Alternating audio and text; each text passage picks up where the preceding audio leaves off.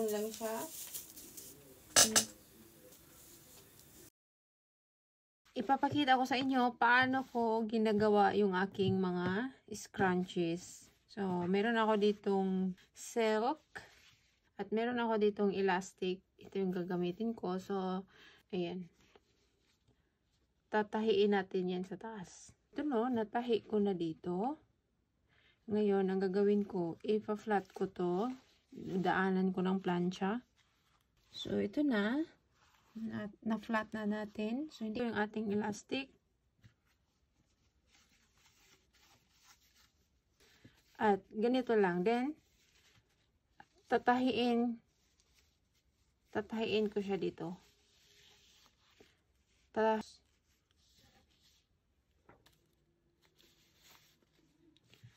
ngayon, meron akong part dito na hindi ko sinara dito.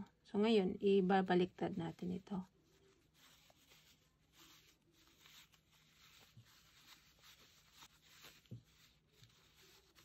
Dahan-dahan natin siyang hilain.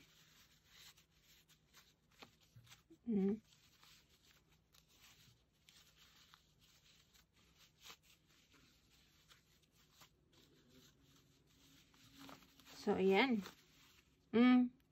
So, ayusin natin bago natin tahiin yung butas. So, ayan siya. Meron ako dito. So,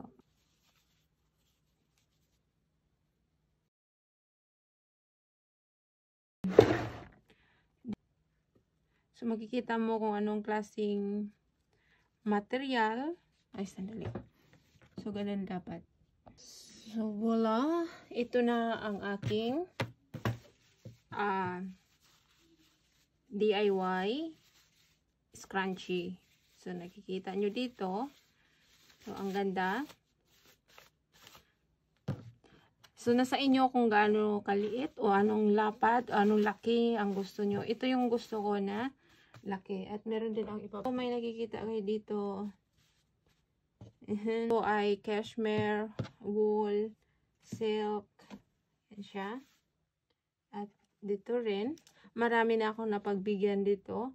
At ito yung mga ginagamit ko sa aking buns. Yung malalaki ang elastic. Yung ganito. Ito, ginagamit ko sa aking buns. Ito naman. Ang ganda. Silk din yan. So, ayan lang, no?